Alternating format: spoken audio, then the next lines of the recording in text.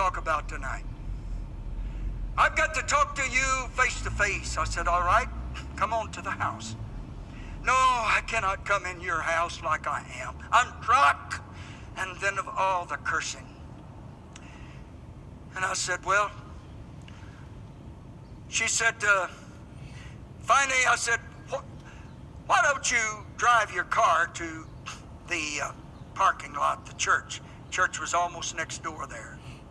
I'll drive my car down there. I'll drive up close. I didn't feel comfortable with it, but it's about the best I could do. I said, I'll roll down your window and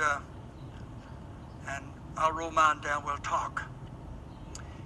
So when I drove my car up on the parking lot, when she was sitting there, she must have had, I don't know what she had her beer in, but she was slugging that beer.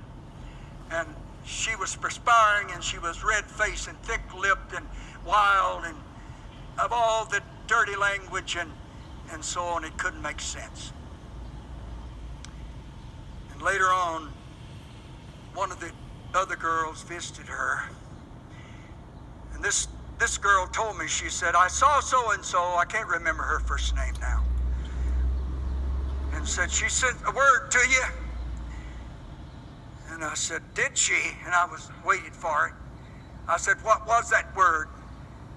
Ruby, that was her name. Ruby said, tell you that she'd meet you in hell. And so this girl waited, and she smiled. The very ridiculousness she might have thought about that. I didn't smile. I didn't laugh. Because I knew that me and Ruby could meet in hell. There are preachers today that have preached better sermons than what I've ever preached that are in hell today. I might go there. I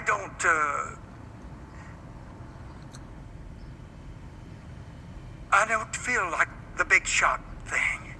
I don't have it made. I might meet somebody in this congregation that I'm preaching to this morning.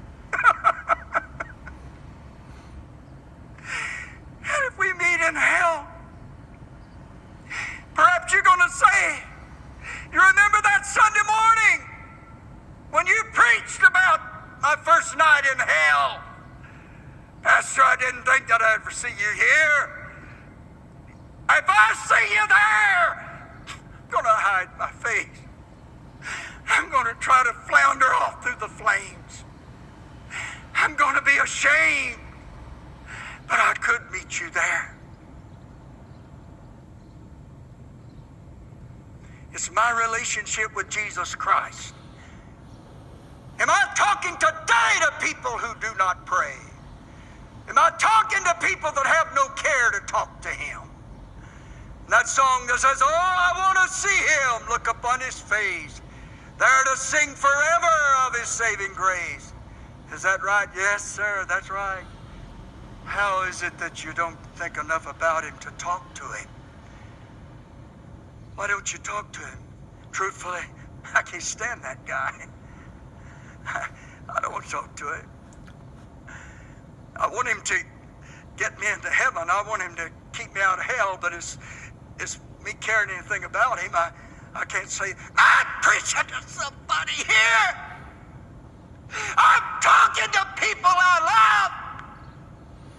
Who is it that sold yourself a bad bill of goods?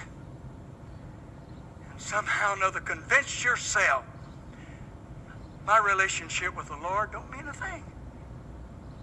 It does. Do you know Him? Do you love Him?